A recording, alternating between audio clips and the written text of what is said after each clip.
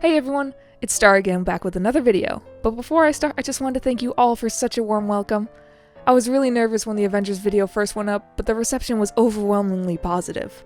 And I can't thank you enough. There will definitely be more talk about Assemble, but today I'm going to talk about a show I genuinely enjoy. She-Ra, Princess of Power. I'm going to be talking about the theory by Tumblr user WW and then adding on to it. So as anyone who's watched the new She-Ra would know, the She-Ra before Adora was Mara, and she went mad before her death. She destroyed the first one's mainframe that Adora later fixed with Swiftwind, and we'll probably see more of her destruction in the upcoming seasons. Her madness sent shockwaves across Etheria, even causing the seeming end of the She-Ra line. Of course, Adora became the current She-Ra, but it didn't look so good for 1,000 years. So the question is, why did Etheria's protector go crazy and go on a rampage? Well, this theory states that we've already seen the cause. We've actually seen Adora's She-Ra go crazy twice, with the tainted first one's tech. But why would the first ones have this taint in the first place? Possibly for a weapon. Catra even states how She-Ra would be the ultimate weapon.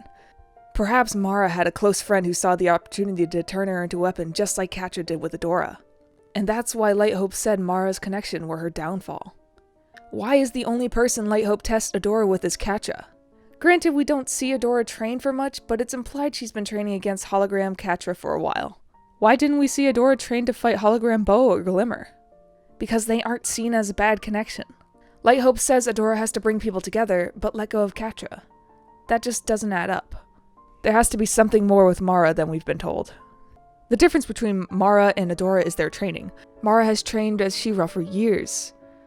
She was way more skilled and powerful than Adora, even to the point where the person who saw her as a weapon wasn't prepared to contain her. Mara was so strong she never lost grip of her sword. Or maybe she did. Maybe we've met Mara's friend already. Someone so old and torn apart about what they've done that they became just as loopy as the She-Ra'd loopy Mara. It was thought She-Ra was killed, but what if Mara survived, but lost who she was due to the infection? The first one's tech was found intact, so she was never cured. The only way Adora was cured was when the first one's tech was destroyed, but as we know, the first one's tech was found intact. Entrapta even made a point about how intact it was, so that means Mara was never cured.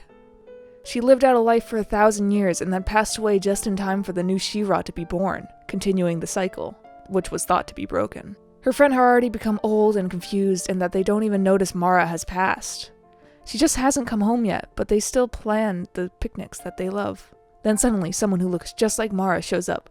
It isn't quite right, but maybe something's changed. Then suddenly, She-Ra appears. It's her, Mara, her old friend. But no, it's not. It's a stranger. Guess she'll just wait for Mara some more. Let's get a little more wild on the what-ifs. What if Mara didn't just pass away, and instead she was murdered by someone who knew she was still alive?